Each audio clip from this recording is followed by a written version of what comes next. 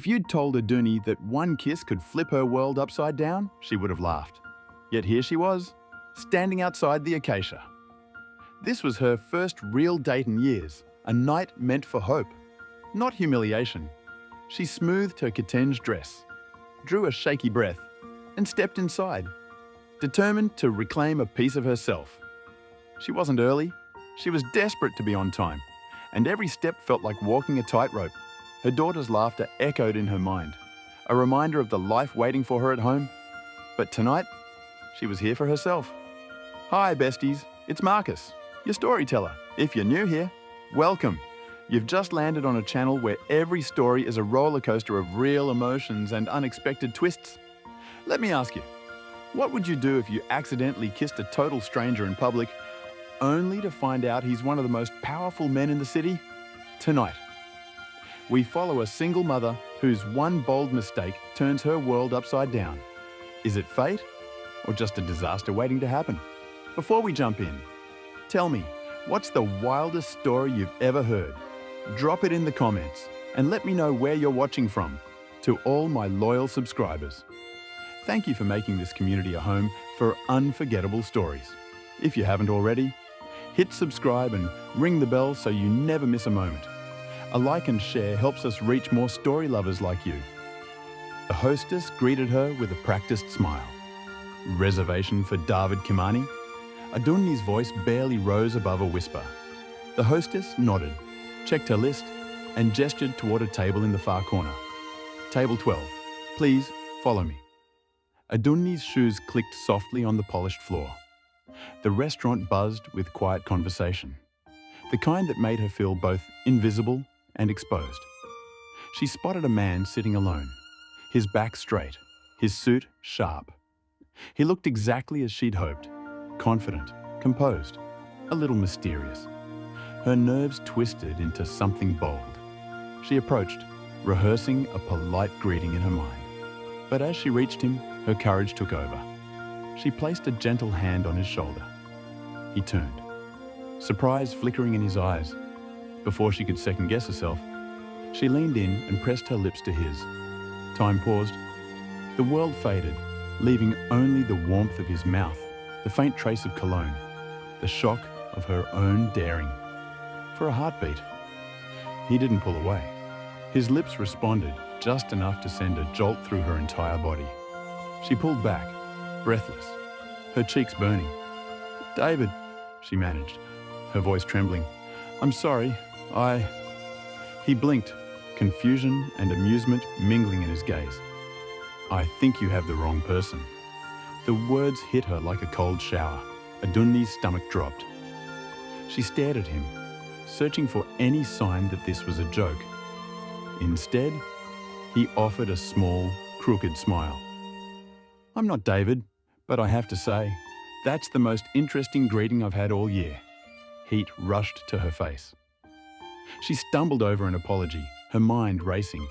She'd just kissed a stranger, in public, in one of the city's most exclusive restaurants.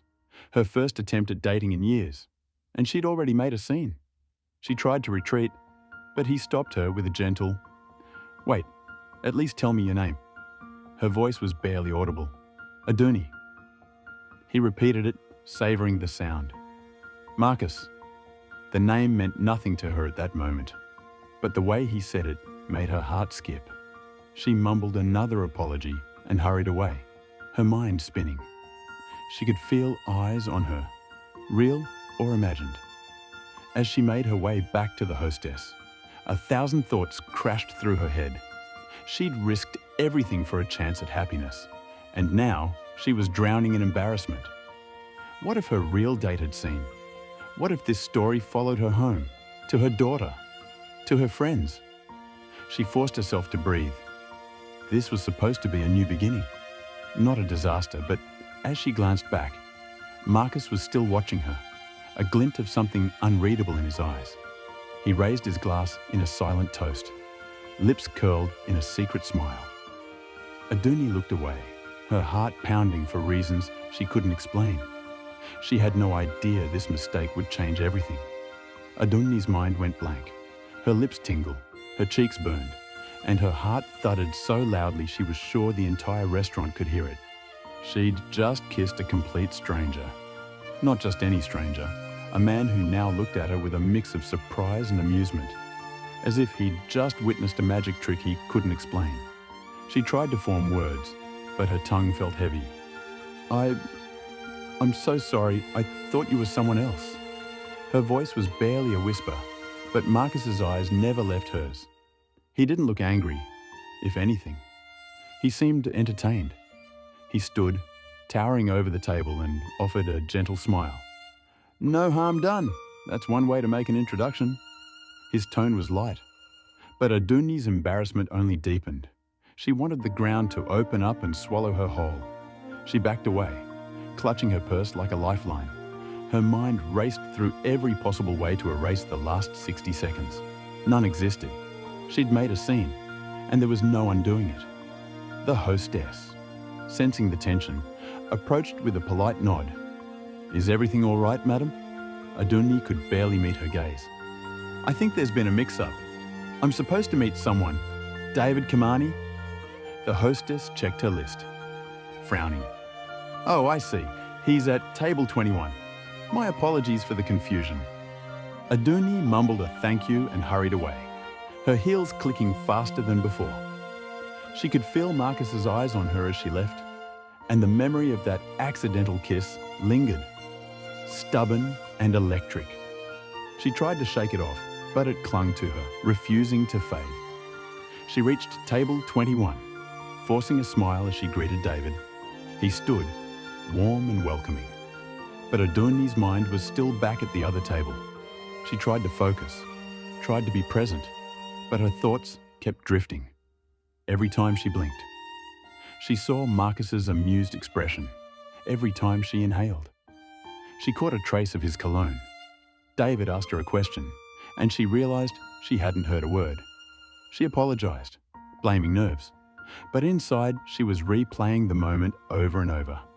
How could a mistake feel so unforgettable? She glanced back, just once, and saw Marcus raise his glass in her direction, a silent toast, a secret only the two of them shared.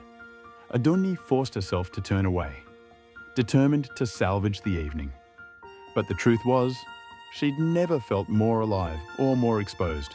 One wrong table, one impulsive kiss, and her world had shifted. Have you ever made a mistake you wished you could undo? Comment below with your most embarrassing moment. David Kamani was everything she'd expected. Pleasant, kind. With a smile that crinkled the corners of his eyes, he stood as she approached, pulling out her chair with a practiced grace. Aduni, it's so good to finally meet you. You look even better than your photos. She managed to smile, but her mind was still reeling. Sorry about the mix-up. A bit of confusion with the tables. She slid into a seat, trying to ignore the lingering scent of Marcus's cologne that seemed to cling to her clothes. David launched into easy conversation, asking about her day, her work, her daughter. He was attentive, interested, and genuinely seemed to care about her answers. He was, in every sense, the perfect gentleman, the kind of man she should want. But as he spoke, Aduni found herself struggling to focus. Her gaze kept drifting toward table 12, now empty. The ghost of that kiss lingered in her memory, a jolt of unexpected electricity that made David's polite charm feel flat. He asked about Amara, and Aduni found herself talking about her daughter with a passion she hadn't realized she'd been suppressing. David listened patiently, nodding at the right moments. But his eyes lacked the spark she'd seen in Marcus's. She sounds wonderful, he said. When Aduni finished a story about Amara's latest artistic endeavor, it must be challenging, being a single parent. Aduni bristled slightly. It has its moments, but it's also the most rewarding thing I've ever done. David smiled, but there was a hint of pity in his eyes that made Aduni uncomfortable. She was used to it. Of course, the unspoken assumption that her life was somehow less, that she was damaged goods. But tonight, she didn't want to be pitied. She wanted to be seen. They ordered their meals, and the conversation drifted to safer topics: politics, current events, the latest Nairobi gossip. David was intelligent and well-informed, but his words felt rehearsed, as if he were ticking boxes on a checklist of things to say on a first date. Aduni tried to reciprocate, but her mind kept wandering. She found herself comparing David to Marcus, a comparison that felt both unfair and unavoidable. David was safe, predictable, a known quantity. Marcus was a mystery, a risk, a wild card. She caught herself staring at the empty table again, and David's smile faltered. "Is everything all right, Aduni? You seem a bit distracted." She flushed, guilt washing over her. "I'm sorry, David, it's been a long week. I'm probably more tired than I realized." He reached across the table, gently touching her hand. "I understand. Being a single parent must be exhausting. Maybe we should call it a night. We can always try this again when you're feeling more rested." His kindness only made her feel worse. He was being so understanding, so considerate, and all she could think about was the man she'd kissed by mistake. The man who had looked at her with amusement, not pity. She pulled her hand away, subtly, and forced a smile. "That might be best. I'm really sorry, David. You've been wonderful, but I'm not giving you the attention you deserve." He looked disappointed but nodded. "I understand. Take care of yourself. Aduni, I'll be in touch." They finished their meal in silence, the unspoken tension hanging heavy in the air. David paid the bill, and they walked out of the restaurant. The evening ended with a polite handshake and a promise to talk soon. As she watched his car drive away, Aduni felt a wave of conflicting emotions: relief, guilt, and a nagging sense of, disappointment. She'd just spent an evening with a perfectly nice man, a man who ticked all the boxes, and she'd felt nothing. Or rather, she'd felt something, but it wasn't for him. It was for the stranger she'd kissed, the man who had sparked something inside her that she thought had long been extinguished. She glanced back at the acacia, the lights glowing warmly in the night. She knew she should go home, put this evening behind her, and focus on her daughter. But something held her back, a pull she couldn't ignore. She took a deep breath and had turned back toward the restaurant, her heart pounding with a mixture of fear and anticipation. The night wasn't over, not by a long shot. "Did you forget something, madam?" The doorman's question startled her. Aduni hadn't realized she had stopped walking. She forced a smile. Yes, I think I left my phone inside." It was a flimsy excuse, but it was the best she could come up with. She walked back into the acacia, her eyes scanning the room. Table 12 was empty. Disappointment washed over her. Sharp and unexpected. What had she expected? That he'd be waiting? She turned to leave, but a voice stopped her. "Looking for someone?" Marcus. He stood near the bar, holding 2 glasses of wine, a small smile playing on his lips. Up close, she noticed the flecks of gold in his brown eyes, the way his suit fit him perfectly. No, I just..." Aduni stammered, caught off guard. "I saw you come back in," he said, his gaze direct. "Thought you might need this." He offered her a glass. She hesitated. I don't even know you." "Well, you did kiss me," he pointed out, his smile widening. "I'd say that puts us past the formal introduction stage." Despite herself, Aduni laughed. "I really am sorry about that. It's not something I normally do. Going around kissing strangers?" "I should hope not," he said, gesturing toward a small seating area. "Though I must admit, I'm rather glad you made an exception in my case." They sat, and Aduni knew she should leave. She should go home, forget this whole incident, and maybe give David another chance. But something kept her rooted to the spot, sipping wine with a man whose last name she barely knew. "So, Aduni," Marcus said, settling back with an ease that suggested he was comfortable anywhere. "Tell me about the man lucky enough to be your intended target this evening." "That's really none of your business," she said, but there was no heat in her tone. "Perhaps not," he agreed. "But considering you kissed me instead of him, I feel somewhat invested in the story. Did the actual date live up to the enthusiasm of that greeting? Adunni found herself smiling. There was something about his directness that was refreshing. He was perfectly nice. Perfectly nice, Marcus repeated, his eyebrows raised. What a ringing endorsement. I can see why you came back to the scene of your crime instead of going home to dream about Mr. Perfectly Nice. You're very presumptuous, Adunni said, trying to sound offended but failing. I prefer observant, he countered. For instance, I observed that you spent half your date glancing over at my table. Adunni took a sip of wine to avoid responding. He was right, of course, but admitting it felt dangerous. What were you doing dining alone anyway? She asked, deflecting. Stood up? Hardly, Marcus said, a hint of amusement in his voice. I own this place. I like to sit and observe occasionally, make sure everything is running smoothly. It also helps me think. Adunni nearly choked on her wine. You own the acacia? Among other things, he said casually. Does that change things? She stared at him, trying to process this new information. The man she'd kissed, the man who had sparked something inside her, was not just a stranger, but a successful, powerful businessman. What things? Adunni asked, though she knew exactly what he meant. This. He gestured between them. Whatever this is. This is nothing, Adunni said quickly. This is me apologizing for a case of mistaken identity, and you being gracious about it, that's all? Is it? Marcus leaned forward slightly, his eyes intense. Then why are you still here? Adunni opened her mouth to give a sensible answer, but found she couldn't lie. Not to him, and not to herself. I don't know, she admitted quietly. I do, he said simply. You're here because sometimes the universe puts us exactly where we need to be, even if it's not where we plan to go. Would you take a chance on a stranger if fate gave you a second shot? Like if you'd say yes. Adunni stared into her glass, swirling the wine as if it might reveal answers. The restaurant's gentle hum faded into the background. For a moment, she considered keeping her guard up, but something about Marcus's steady gaze made hiding impossible. He waited, patient, not pushing. She took a breath.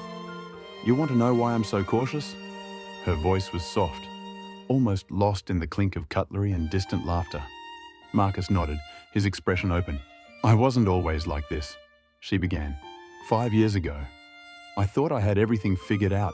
I was married, working, raising my daughter. Then, out of nowhere, my husband left. He said he needed something new. He found it with someone else, younger, no child, no responsibilities. She paused, the memory still raw. He walked out, and suddenly I was alone. I had to be both parents. I had to be strong. Even when I felt like falling apart, I stopped thinking about myself. My world became about Amara, her school, her happiness, her future. I told myself I didn't need anyone else. Marcus listened, not interrupting. His silence felt safe, not empty. I tried to move on, Adunni continued, but every time I thought about dating, I remembered how it felt to be left behind. I didn't want to risk it again. I didn't want Amara to see her mother broken. So I focused on work, on being the best parent I could. I convinced myself that was enough. She looked up, meeting his eyes. But lately, I've started to wonder if I'm just hiding, if I'm letting fear decide for me. Marcus leaned forward, elbows on the table. You're not alone in that. Adunni raised an eyebrow, surprised. You? Afraid? He smiled, but there was a sadness behind it. You see a man in a suit, sitting in his own restaurant, and you think he has it all together. But it's not that simple. He set his glass down, fingers tracing the rim. I was engaged once, 3 years. Almost made it to the altar, 2 weeks before the wedding. I found out she was more interested in my bank account than in me. She'd been planning her future, but I was just a part of the plan, a convenient one. Adunni's heart softened. That must have hurt. It did, Marcus admitted. It made me question everything, who I could trust, whether anyone would ever see me. Not just the money or the name. Since then, I've kept people at arm's length. It's easier that way. less risk. He glanced at her, a flicker of vulnerability in his eyes. But it's also lonely. You start to wonder if you're building a fortress or a prison. Aduni nodded, understanding more than she wanted to admit. I know that feeling. I've built walls so high. Sometimes I can't see over them. They sat in silence, the weight of shared pain settling between them. It wasn't uncomfortable. If anything, it felt like a kind of relief. Two people finally admitting the truth, even if only to each other. Marcus broke the silence. You said your daughter's name is Amara. Tell me about her. A smile tugged at Aduni's lips. She's 7, loves to draw. She can turn a blank page into a whole world. She's stubborn, curious, and far too clever for her own good. Sometimes I think she's the one raising me. Marcus grinned. She sounds remarkable. She is, Aduni said, pride shining through. She's the reason I get up every morning, the reason I keep going, even when it's hard. He nodded. I don't have children, but I have a niece. She's 6, and she's already convinced she runs the family. I get it, in my own way. Aduni laughed, the tension easing. Maybe we should introduce them? They'd probably take over the world. Marcus's eyes softened. You're brave, you know. It takes courage to start over, to try again. She shook her head. I don't feel brave. Most days, I just feel tired. Bravery isn't about never being afraid, Marcus said quietly. It's about doing what needs to be done, even when you are. Aduni looked at him. Really looked. She saw the cracks beneath the surface, the places where he'd been hurt and learned to hide it. She recognized herself in those cracks. Why did you come back tonight? He asked, voice gentle. She hesitated, searching for the truth. Because, for the first time in a long time, I felt something I thought I'd lost. I wanted to see if it was real. Marcus reached across the table, not touching her, but close enough that she could feel the warmth of his hand. It's real for me. Her breath caught. The stakes felt impossibly high.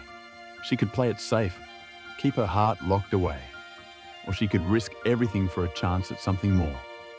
But could she really trust him or herself? The air crackled between them, thick with unspoken possibilities. Aduni's heart hammered against her ribs, a frantic drumbeat urging her forward. But caution held her back, a familiar voice whispering warnings in her ear. Marcus broke the silence, his voice low and sincere. I'd like to see you again. Aduni, properly this time. She hesitated, her mind racing. What do you mean? Dinner, he said simply. No mistaken kisses, no awkward small talk with someone else, just you and me, getting to know each other. Aduni's breath caught. It was what she wanted, what she'd been secretly hoping for all evening. But the thought of actually saying yes terrified her. I don't know, Marcus, she said, her voice barely audible. It's a lot to take in. He nodded, understanding. I'm not asking for forever, just one evening, no pressure, no expectations, just honesty. Honesty. That was the key, wasn't it?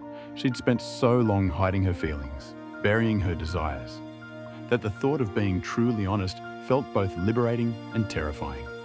What about Amara? She asked, the question a shield against her own vulnerability. I have responsibilities. Marcus's expression softened. I understand. Your daughter comes first. Always. I wouldn't expect anything less. He paused, considering. Maybe we could find a time when she's with her father or a friend. Or maybe, if things go well, I could meet her someday. But that's a long way off. For now, it's just about us. Aduni's mind swirled with possibilities and doubts. A part of her longed to say yes, to throw caution to the wind and embrace the unknown. But another part of her clung to the safety of her routine, the comfort of her familiar life. I need to think about it, she said finally, the words a compromise between her heart and her head. Marcus nodded, accepting her answer without pushing. Of course. Take all the time you need, but I hope you'll consider it. I think we could have something special. He reached across the table, his fingers brushing hers. The contact sent a jolt through her, a reminder of the spark that had ignited between them. Aduni pulled her hand away, her heart pounding. She knew she was at a crossroads. She could choose the safe path, the one she'd been walking for years, or she could take a leap of faith and risk everything for a chance at something more. But what about Amara? Was it fair to put her daughter through another potential heartbreak? Was it selfish to prioritize her own happiness over her child's well-being? The questions swirled in her mind, a storm of doubt and uncertainty. She knew she had a decision to make, a decision that could change the course of her life. Should single parents put themselves first sometimes? Share your thoughts below. The days that followed were a blur. Aduni moved through her routines on autopilot, but her mind was never where it was supposed to be, at work. She stared at spreadsheets, numbers blurring together. She missed a meeting, spilled tea on a report, and found herself checking her phone every few minutes, hoping for a message that would give her permission to feel excited. Her colleagues noticed. "You're distracted," Faith remarked, peering over her glasses. "Is everything all right?" Aduni forced a smile. "Just tired, I guess." But it wasn't exhaustion. It was the memory of Marcus's hand brushing hers. The way he'd looked at her as if he could see past every wall she'd built. It was the invitation she hadn't answered, the possibility she was afraid to want. By Wednesday, she couldn't take it anymore. She called Wanjiru, her oldest friend, and begged for a lunch date. They met at a small cafe, the kind with mismatched chairs and the best chapati in town. Wanjiru didn't waste time. "You've been weird all week. Spill." Aduni hesitated, then let the story tumble out, every detail. From the mistaken kiss to the second glass of wine, to the invitation she still hadn't accepted. Wanjiru listened, eyes wide, mouth open in disbelief. "Wait," Wanjiru interrupted, holding up a hand. "Marcus Oching, are you sure?" Aduni frowned. "He said his name was Marcus. Why?" Wanjiru pulled out her phone, tapping furiously. She turned the screen to Aduni, revealing a magazine cover. There was Marcus, looking every bit as striking as she remembered, with a headline that read, "Kenya's most eligible bachelor, the man behind the empire." Aduni's jaw dropped. "No way, that can't be him." Wanjiru grinned. "It is. He owns half the restaurants in this city, plus hotels, tech companies, you name it. He's been on TV. In the papers, he's a big deal." Aduni's stomach twisted. "So I kissed a celebrity. Great. That makes this even more ridiculous." Wanjiru shook her head. "It makes it interesting. You need to go on that date." Aduni groaned. "I can't. What if it's a disaster? What if he's just playing games? What if I get hurt again?" Wanjiru leaned in, her voice gentle. "You've been hiding for years, Aduni. You deserve a little happiness, even if it's just one night. Take the risk." Aduni wanted to believe her. She wanted to be brave, but the thought of letting someone in, of risking her heart, made her feel exposed. That evening, as she made dinner, Amara sat at the kitchen table, colouring. She looked up, her eyes bright. "Mama, are you going to get married again?" The question caught Aduni off guard. "What? No, baby. Why do you ask?" Amara shrugged. "Faith's mom got married again. She says her new daddy takes them for ice cream. But I told her, I don't need a new daddy. I have you." Aduni's throat tightened. She knelt beside her daughter, brushing a stray curl from her forehead. "You'll always have me, sweetheart, no matter what." Amara considered this, then asked, "But if you did get married, would he be nice? Would he like my drawings?" Aduni smiled, her heart aching. "Anyone who didn't love your drawings wouldn't be allowed in our house." Amara grinned, satisfied, and returned to her colouring. But the question lingered in Aduni's mind. Was it fair to bring someone new into their lives? Was she being selfish for even considering it? That night, she sat on her bed, phone in hand, staring at Marcus's message. She typed a reply, deleted it, typed again, and deleted once more. The decision felt enormous, as if the future depended on a single word. Wanjiru called, her voice full of mischief. "So are you going?" "I don't know." Aduni admitted. I'm scared. Of course you are, Wanjiru replied. But you're also excited. I can hear it in your voice. Don't let fear win. Friday night is coming, and so is a decision that could change everything. Aduni lay awake, the city's sounds drifting through her window. She thought about Marcus, about Amara, about the life she'd built and the one she might want. The days ticked by, each one bringing her closer to a choice she couldn't avoid. Friday night was coming, and so was a decision that could change everything.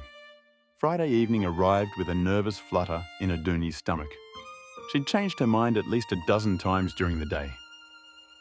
But as the sun dipped behind Nairobi's skyline, she found herself slipping into the deep purple dress Wanjiru had insisted she wear.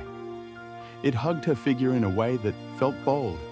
But tonight, boldness was exactly what she needed. She drove to the Acacia, hands gripping the steering wheel, mind racing with every possible outcome. Would Marcus be the same in person as he was in her memory? Would the spark still be there? Or had she imagined it all? The restaurant's entrance glowed softly, and the same hostess from before greeted her with a knowing smile. Good evening, madam. Mr. Oching is expecting you. Right this way. Aduni followed, her heart pounding. The hostess led her through an archway into a private dining area she hadn't seen before. There was only one table, set with elegant simplicity, and Marcus stood as she approached. He wore a charcoal suit, the top button of his shirt undone, no tie. He looked both powerful and relaxed, but it was his smile that made her breath catch, warm, genuine, and just a little bit nervous. You came, he said, his voice soft. I almost didn't. Aduni admitted, her honesty surprising even herself. What changed your mind? She hesitated, then answered, My daughter asked if anyone new in my life would like her drawings. It made me realize I've been so afraid of disrupting her world that I've forgotten to live in mine. Marcus's eyes softened. And do you think I would? I don't know, she replied. I don't know much about you, really. Then let's fix that, he said, pulling out her chair. We have all evening. She sat, noticing the flowers on the table. Purple orchids and white lilies, not the expected roses. They're beautiful, she said. The florist tried to convince me to go with roses, Marcus replied, taking his seat. But you don't strike me as someone who wants the obvious. Aduni laughed, the tension easing. Says the man I kissed by mistake. The best mistake of my week, he said, signaling the waiter. I hope you're hungry. The chef is trying out new dishes for next month's menu and promised to make us his test subjects. That sounds perfect, Aduni replied, surprised by how much she meant it. With David, she'd felt the need to be careful, to study the menu and worry about every detail. With Marcus, those concerns melted away. The first course arrived, a creative take on a classic samosa, filled with spiced vegetables and topped with a tamarind foam. Aduni took a bite and closed her eyes. This is incredible, Marcus grinned.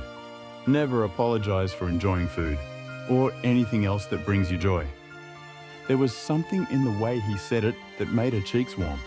But before she could respond, he smoothly changed the subject. Tell me about your work. Accounting, right? Yes, though it's not as dull as it sounds, she replied, launching into a story about her current project with a local NGO. She described the challenges, the victories, and the satisfaction of helping an organisation that worked with street children. Marcus listened intently, asking questions that showed he understood more about finance than she'd expected. You light up when you talk about it, he observed, the NGO work especially. It's meaningful, Aduni explained. They're doing good things, but they were losing money because of poor management. Being able to help them save enough to expand their programs, it matters. Have you ever thought about doing it full-time? Marcus asked. Non-profit consulting? Every day, she admitted. But it doesn't pay as well as corporate work, and I have Amara to think about. School fees, medical bills, saving for university. Practical, Marcus nodded. But sometimes being too practical can be its own kind of trap. Easy for you to say, Aduni teased. When was the last time you had to choose between following your passion and paying rent? He smiled, conceding the point. I've been lucky. My parents made sure I had every advantage. But that doesn't mean I haven't had my own challenges. Like what? She asked. Genuinely curious, Marcus leaned back, considering. Living up to the weight of being my father's only son? Every relationship gets scrutinized. Sometimes I wonder if anyone sees me, or just the name and the money. Adunyi nodded, understanding. It's hard to know who to trust. The second course arrived, a fusion of Kenyan and Asian flavors that shouldn't have worked, but absolutely did. They ate. The conversation flowing easily from travel to childhood memories. Marcus told her about his years at university in California, how he'd rebelled against his father's expectations, and his brief stint at culinary school in France. Hence the restaurant, Aduni guessed. Exactly, it's my compromise. I run the business as my father wants, but I get to indulge my passion for food. Plus, it gives me an excuse to harass talented chefs. Aduni laughed, feeling lighter than she had in years. From what I'm eating, I'd say you know exactly what you're talking about. They talked about family. Marcus described his mother, an artist who'd spent decades trying to inject creativity into a world of business. Aduni shared stories about Amara, her stubbornness, her wild imagination, her latest masterpiece that depicted Aunt Wanjiru as a giraffe. Marcus listened, genuinely interested. And when Aduni spoke about the pain of her marriage ending, he didn't flinch or offer empty reassurances. He simply listened, present and attentive. You said he left for someone younger, Marcus said gently. His loss. That's what everyone says, Aduni replied, but it doesn't make it hurt less. To know that I wasn't enough, that our family wasn't enough. Stop, Marcus said, his tone firm but kind. His inability to appreciate what he had says nothing about your worth. You are more than enough. The intensity in his voice made her look up, meeting his gaze. There was something there, something real, something that made her heart race. You don't know that, she whispered. I'm a good judge of character, he replied. It's why I'm successful in business. I can read people within minutes. You, Aduni, are something special. The third course arrived, breaking the moment. But the tension lingered. They continued talking, Marcus making her laugh with stories about Nairobi society and his own missteps in business. Wait, you actually told the cabinet secretary's wife her event ideas were aggressively mediocre? Aduni gasped. In my defense, I was 25 and thought honesty was always the best policy. My father didn't speak to me for a week. My mother, on the other hand, laughed for days. Aduni shook her head, grinning. Your parents sound like characters. They are. My father is all business. My mother is all heart. I try to be a bit of both, but depending on who you ask, I lean too far one way or the other. And you? Marcus asked, turning the question back to her. Are you all heart or all business? Aduni considered. I used to think I was all heart, but after everything, I've learned to be practical, maybe too practical. Maybe tonight is about balance, Marcus suggested. A little heart, a little business, a little risk. The final course was dessert, a playful take on mandazi with honey ice cream as they shared the platter. Their fingers brushed, sending a jolt through Aduni that left her breathless. This has been, she started, then trailed off, unsure how to finish. I know, Marcus said. I feel it too. They lingered over coffee. Neither wanted the night to end. Marcus reached for her hand, this time holding it gently, his thumb tracing slow circles on her skin. I'd like to see you again, he said, his voice low. No pressure, just more of this. Aduni smiled, her heart full. Then for the first time in years, she felt hope blooming inside her.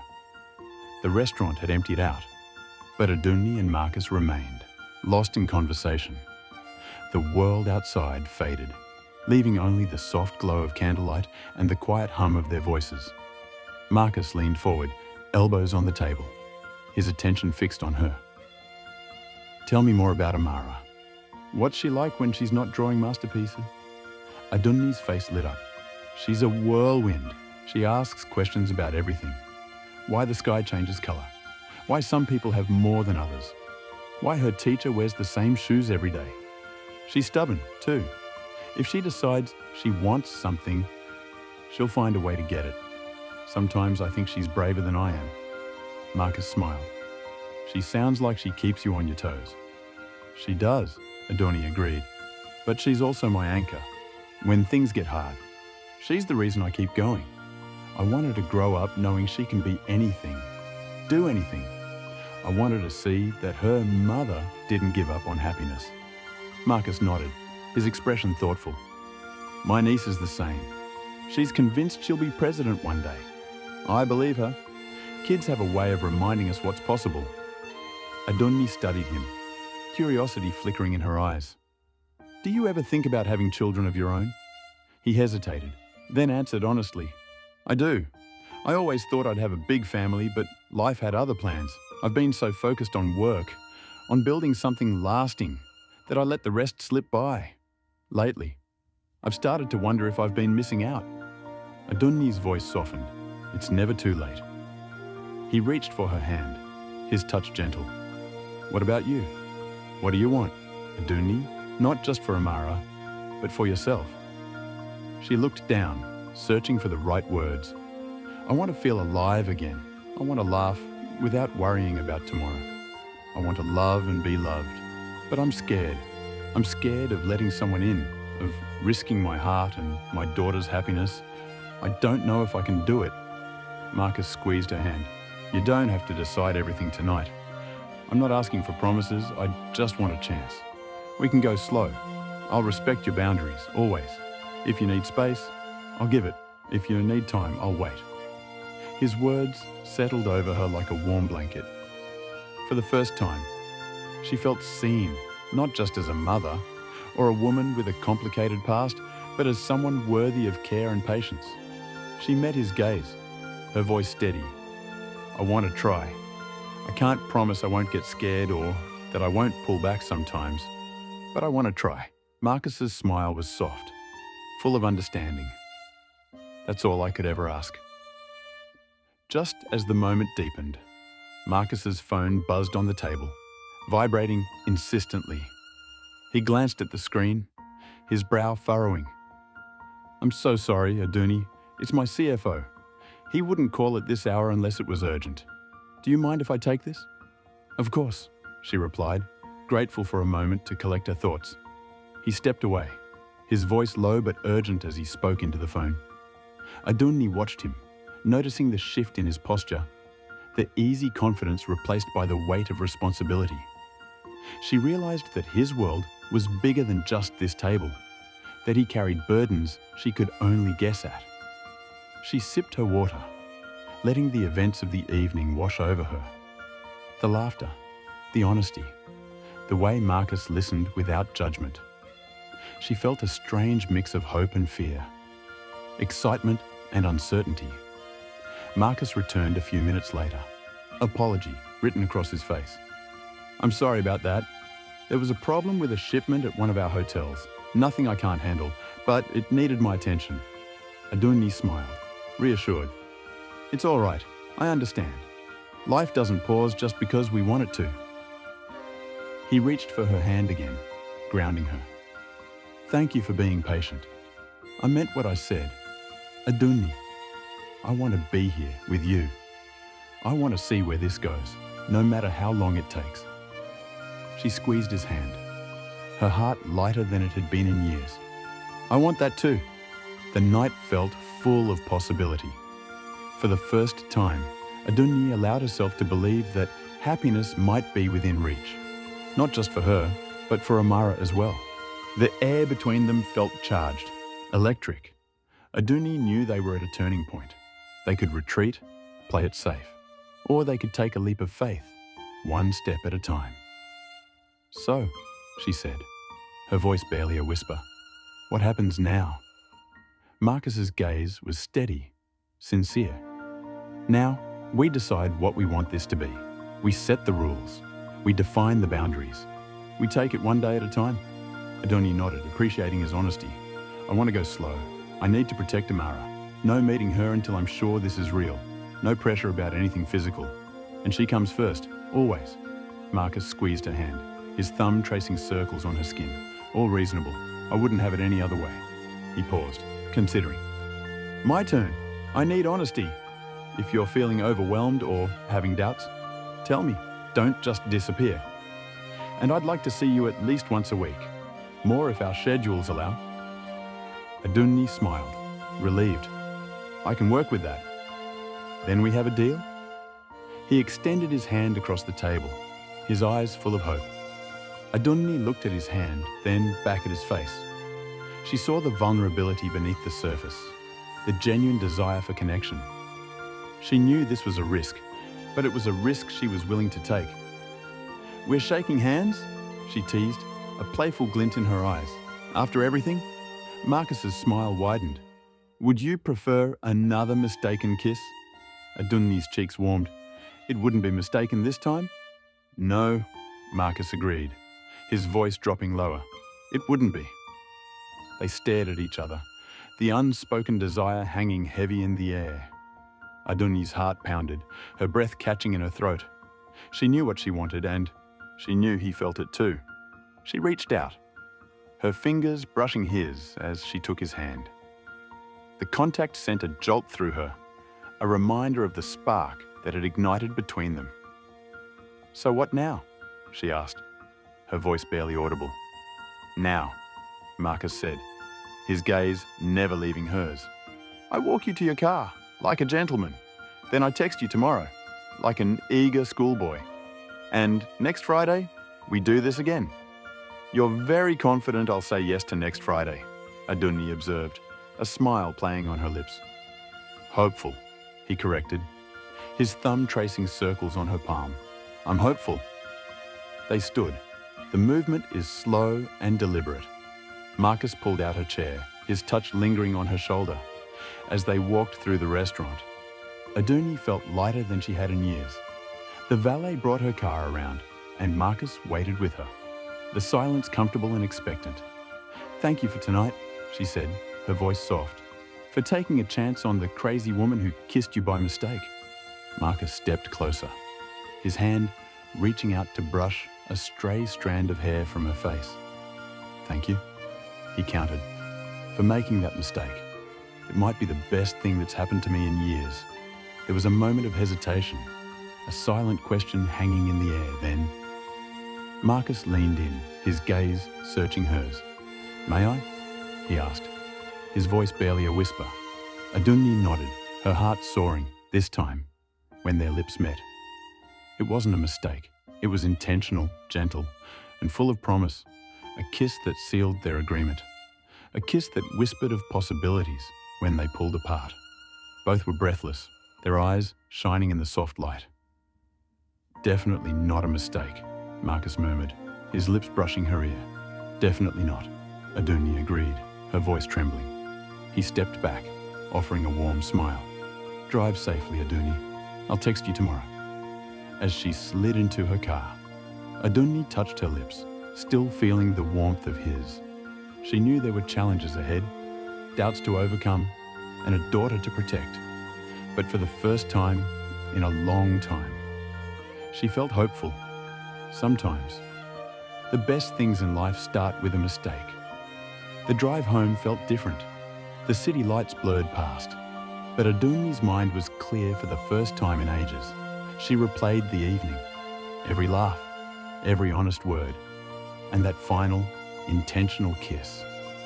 Her heart fluttered with a mix of nerves and excitement.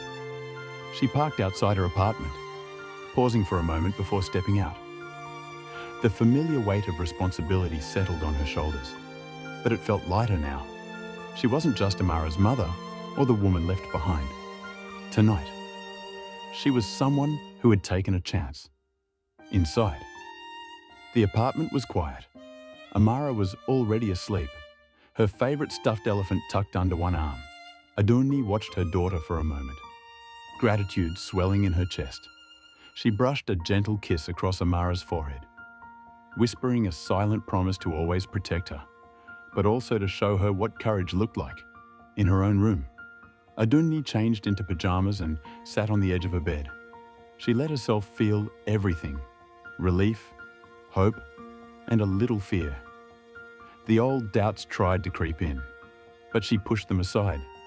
She had chosen to try, to open her heart, even if it meant facing uncertainty.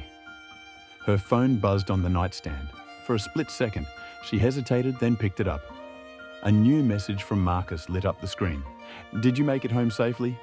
Also, I've been told by my chef that next Friday's menu is inspired by the coast. It would be a shame if you missed it. M." A smile tugged at her lips. She typed back, "Home safe. Thank you for asking. I'll think about Friday."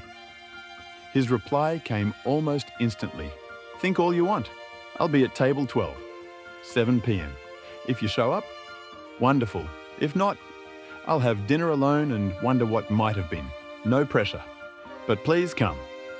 Adunni laughed, the sound soft and genuine. She set her phone aside, feeling a warmth she hadn't known in years. The future was uncertain, but for the first time, she was looking forward to it. She lay back, staring at the ceiling, letting her thoughts drift. She thought about the woman she'd been, careful, guarded, always putting herself last. Tonight, she'd chosen something different. She'd chosen hope. As sleep crept in, Adunni knew tomorrow would bring new challenges. There would be questions, maybe even setbacks, but she was ready to face them, one day at a time. What would you do if you were Adunni? Would you risk your heart again? Tell us in the comments, and don't forget to like, share, and subscribe for more Grandora stories.